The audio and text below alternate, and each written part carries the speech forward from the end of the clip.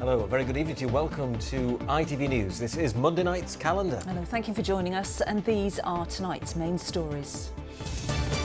A national manhunt ramps up tonight after a mother was stabbed to death in broad daylight as she walked her baby in a pram in the middle of Bradford.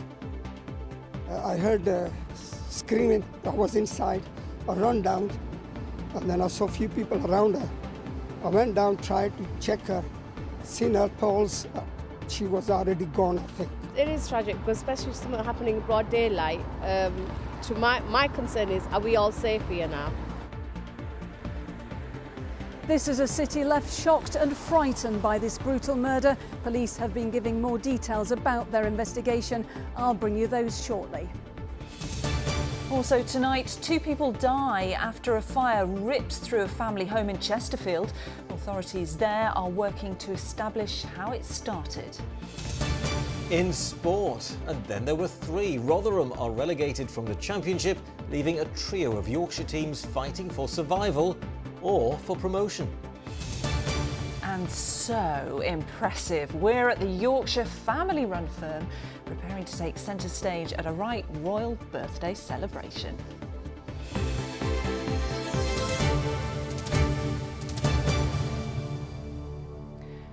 Good evening. First tonight, police have now named a young mother who was stabbed to death in broad daylight as she pushed her baby in a pram through one of Bradford's busiest streets. Horrified passers-by tried in vain to save 27-year-old Kulsama Akhtar from her injuries, but she died at the scene on Saturday afternoon. Her baby was left unharmed. Well, now a national manhunt is underway for the man suspected of her murder, 25-year-old Habiba Massoum, with ports and airports on high alert. Well, Katie Oscroft joins us now live from Bradford Police Headquarters, where they've held a press conference. Katie, it's a developing story. What did they tell us?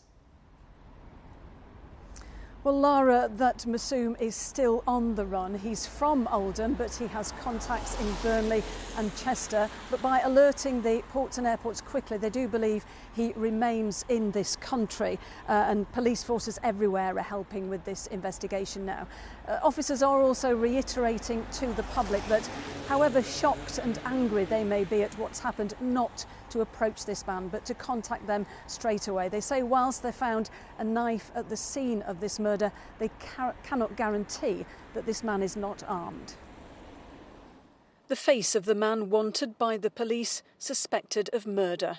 25-year-old Habiba Massoum is on the run. And this is what he fled, a crime scene just off Westgate, one of Bradford's busiest streets.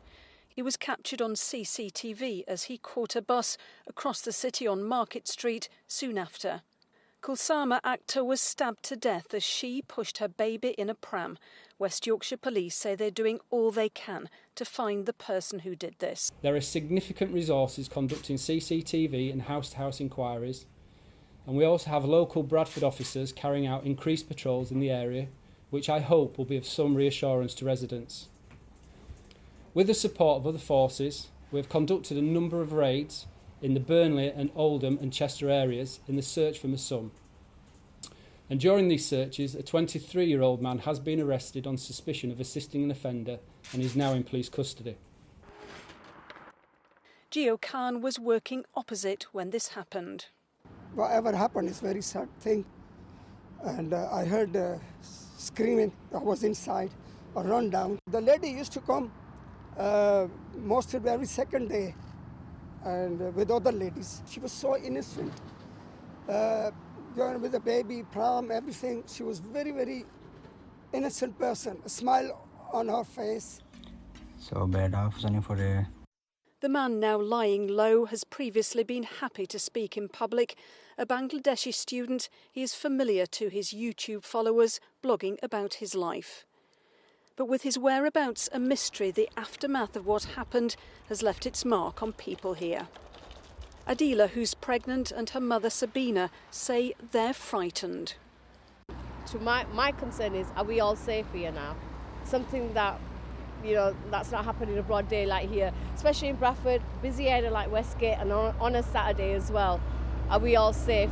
it's just become a way for people to, you know, you could say take revenge, or they feel like that's the only way to solve the problem now. Something needs to be happening where it shouldn't be that easy to just get access to a knife. The nearby Westgate Mosque, as well as Bradford Cathedral, are open for the many people shocked by what happened. It's very easy for us to say that thoughts are with someone, but I mean, I'm someone with a young child, and just to imagine that this young baby's now going to grow up long after we've all left without a mother is the thing that we must be really thinking about at this time. There are few signs of this horrific incident here today, but it's left many people concerned about the level of violence being played out on their streets. Kulsama Akhtar's baby, thought to be just a few months old, was unharmed. Habiba Masoom remains at large. Police believe he has not fled the country. And Katie, did the police shed any more light on the relationship between Habiba Masoom and the victim Kulsama Akhtar? Ian, they did. They told us that they were known to each other, and also that Masoom was known to the police before this incident, and that Kulsama Akhtar had contacted officers before she died. So this case will now be referred to the Independent Office for Police Conduct, who will look into how that contact was handled. Now, this is clearly a very complex investigation. It's left people across Bradford very worried, and tonight the main suspect in a murder inquiry remains at large.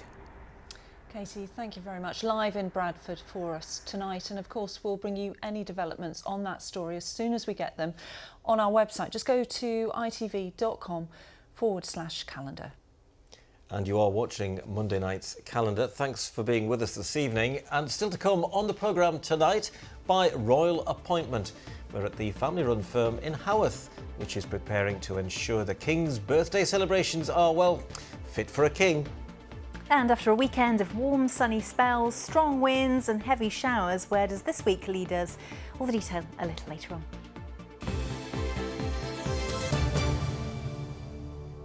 But first, investigations are continuing this evening after 2 people died in a house fire in Derbyshire yesterday. Yes, emergency crews were called to the fire in Chesterfield in the early hours of Sunday morning, where a man and woman were found dead at the property. Well, within the last hour, police have named them, and our reporter Holly Goodall is live at the scene for us with the details. Holly. Well, speaking to people here today, this tight-knit community is in shock after yesterday's fire took the lives of 2 people, now named as 65-year-old Sarita Garcia Perez and her 31-year-old son Sancho Garcia Bolsova. They were both found dead in the 3-storey house behind me here on Staunton Close. Now, floral tributes have been left to them here, one reading, "Taken too soon." Emergency services were called in the early hours of yesterday morning by a neighbour who'd heard a smoke alarm going off. But tragically, by the time they arrived, it was too late. Derbyshire police confirmed that another woman did manage to escape from the property before emergency services arrived. Neighbouring properties have been evacuated as a precaution, and those residents have been staying with friends and family since. And Holly, do we know what actually caused the fire? No, we don't yet know what started the fire, but as you can see, a joint police and fire investigation is ongoing here. Crews have been coming and going throughout the afternoon, unloading various equipment, they say, to secure the structure of the building so the investigation can be carried out safely. Now, Derbyshire police are keen to hear from anyone with any information and urge them to call them or contact them via their website or on social media, quoting the incident number 141 on the 7th of April. Holly Goodall, live for us in Chesterfield. Thank you for that update. In other news tonight, 4 men from North Yorkshire have been jailed for a total of almost 26 years after kidnapping and robbing a rival gang member of around £70,000. William Fuller Macmillan, who's 24, Rivers Wilson, who's 23, and William Davey, who's 20, all pleaded guilty to conspiracy to commit robbery, while Philip Wilson, who's 45, pleaded guilty to assisting an offender. Macmillan and Rivers Wilson also pleaded guilty to firearms offences after a sawn-off shotgun and several rounds of ammunition were found in Macmillan's car. Now, for those of us old enough to remember the world before mobile phones, you'll know how reliant we've become on handheld technology. Everything from messaging our loved ones, checking calendars, news headlines, or perhaps even ordering a pizza. Yes, some people never put them down, do they? But would you actually trust your mobile to stop you from becoming pregnant? Well, a growing number of women are doing just that. It's all down to a boost in so-called femtech. That's technology which tracks hormones and menstrual cycles. It's an education to me, this, Lauren. It's increasingly being used as a form of contraception. Lauren Hall's been finding out more. When Becca Meadows started her family and trained as a nutritional therapist, it got her thinking about the side effects of the oral contraceptive pill. After having her 2 children, she decided not to go back to it. She now uses technology to find out when she's fertile and not fertile, and relies on that instead. So for us, it absolutely has been the right decision. I feel so much happier in myself now that I'm not on the contraceptive pill, and I feel like I can really start to understand my cycle and understand what these female hormones are doing throughout the month. A growing number of women are using what's known as femtech to monitor their menstrual cycle. Every day they have to take their temperature and input data into apps like this to work out when they're ovulating and therefore more likely to fall pregnant. It can be highly effective. So if I talk about perfect use for the pill, for instance, in a year of use, only 0.3 women would get pregnant, whereas with fertility awareness is 0.4. So in terms of difference, there's not sort of a significant, but the key thing is that it does need a lot of input from you daily. The growing popularity of these apps coincides with a drop in the number of women using the pill, currently the most common method of contraception in the UK. This GP, who practices in Leeds, wants to reassure women that it can be used safely and effectively. The pill can be a really effective method of contraception. There are some women who do get side effects from different oral contraceptives, and particularly their mood may be affected, and that may be to a lesser or a greater degree. But if you find that one pill doesn't suit you, it's really good to go back and have a talk to your healthcare professional who prescribed it, because there are so many different types. For those who can't or would rather not use hormonal contraception, femtech is becoming a popular alternative. We hear daily from our users about the difference having a tool like Natural Cycles has made on their lives. And for those who experience negative side effects from hormonal contraception, they say they can now feel like themselves. And others say it's helped them to connect with their body on a much deeper level. Becca feels it's the right choice for her. And she says the fact there is so much choice when it comes to contraception can only be a good thing. Lauren Hall, ITV News. It's obviously proving very popular, isn't it? OK, well, it's time now for the sport, and it's a very busy one.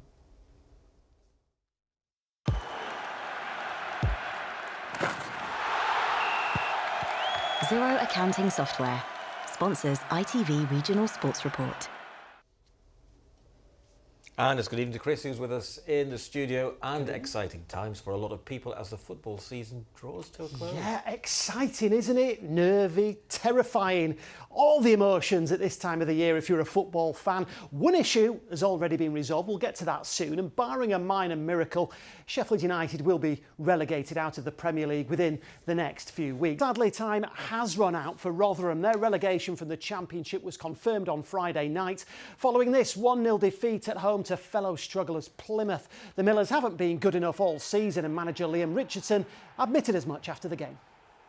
You know, in my view, in competitive sport, I think your habits always catch up to your performance, and I think from the pre-season, from the first game onwards, you know, this club's been chasing its tail a little bit, and I think, you know, it's probably, you know, writing's been on the wall for some time. It was just a matter of when and if.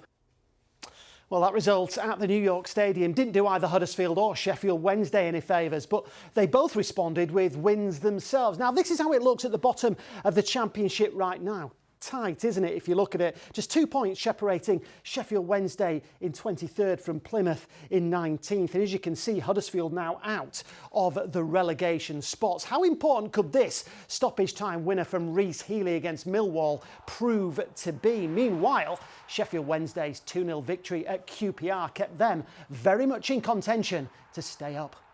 I said to my players, imagine what it means to win here. before the game. Yeah, be ready, prepare the tactical things, but prepare also your mind to come here and be ready for this fight. And we did it, and now keep going. When you score the goal in the last minutes, it's always full of emotions. But it was really, really beautiful to see that all the people, the fans, and the whole staff and the team, they celebrated together. Meanwhile, at the other end of the Championship table, the battle to go up is just as competitive. After Leeds' defeat at Coventry on Saturday, they've slipped out of the automatic promotion spots, haven't they? But there's just 2 points separating the top 3 sides there. On paper, this was probably Leeds' toughest game left this season, at a Coventry team hoping to make the playoffs themselves. But even then, after Joel Pirro had pulled a goal back, he had a late chance to make it 2-2, but fluffed his lines. This league is relentless, and we have to make sure that we show good reaction on Tuesday, and we allow ourselves right now to stay a bit humble after a loss and self-critical, and to be a bit down and to suffer a bit today. OK, elsewhere this weekend, Barnsley are still well placed to finish in the League One playoffs despite a 2-1 defeat at Charlton. Now, Mansfield have hit a sticky patch in League Two at just the wrong time. They capitulated at home to Crawley on Saturday, losing 4-1 to slip out of the automatic promotion places. Remarkably, despite what's been a pretty miserable season, Doncaster have an outside chance of making the playoffs after racking up a 6th straight win with a 3-0 victory at Morecambe. Brad Halliday scored for Bradford as well as they beat Gillingham 1-0, and Harrogate were beaten 3-0 at Notts County. Bryony Page looks in good shape for the Olympics this summer after successfully defending her European trampoline title in Portugal a day after winning gold in the synchronised event.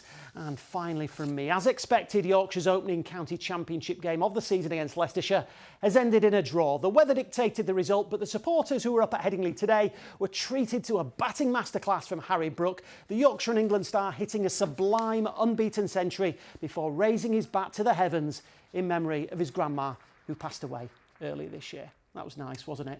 Absolutely. Thanks very much indeed, Chris. You're very I welcome. bet you're exhausted. I am.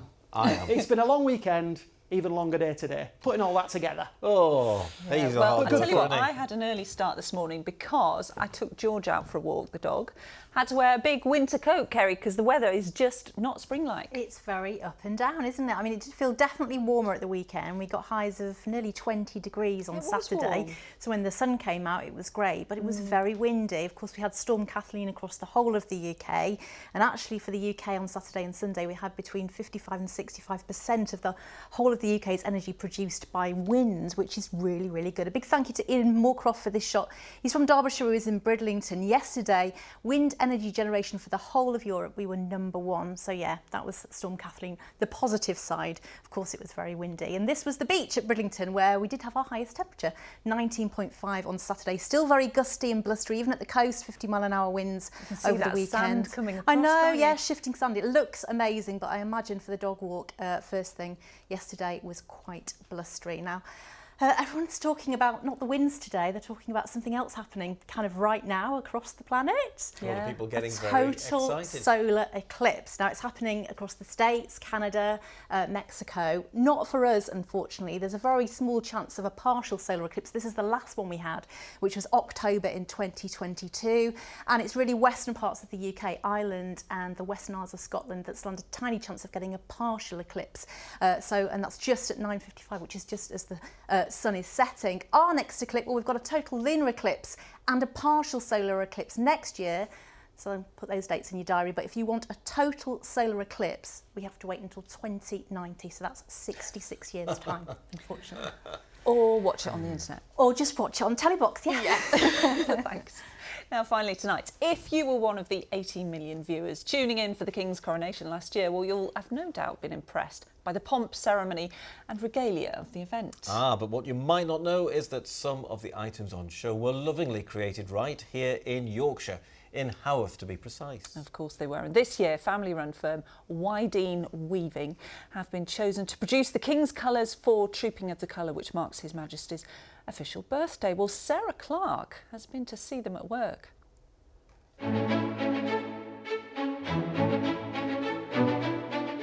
It's a traditional skill that takes dedication, concentration and years of practice, which is why these 3 hand embroiderers, based at Wydene Weaving in Haworth, are the only ones in the country commissioned to make the King's colours. It's sent to the King and he signs it to approve. It's history, it's remembrance, it's paraded for the King. The regiments are proud of it. It's a great honour to work on this. They're also hand sewing all the British Armed Forces military flags with the unique through and through embroidery technique. It's the same on the top as the bottom, so when the colour's finished and you turn it over, most people can't tell which is the front and which is the back. And it is a specialist technique. You are taught the right way to fasten on and where to put each stitch so that it does turn out the right way and lay flat on the back. They're very skilled ladies with over 90 years of experience between them all. It's taken years of training for many of our staff to get to the point and the expertise they have acquired over the many years. We really are lucky to have them and retain them, and we're really proud to say we're one of few working mills in Yorkshire with working looms and embroiderers that can embroider very, very well. And it's because of this the family-run manufacturers, which is celebrating its 60th anniversary, has had a close relationship with the royals, producing special items including the King's Coronation Medal ribbon. The full title is Manufacturers of Braid and Uniform Accoutrement. That's quite a mouthful, but actually it's the things that go onto a uniform, the insignia regalia, that turns what might be a plain jacket or trouser into a uniform.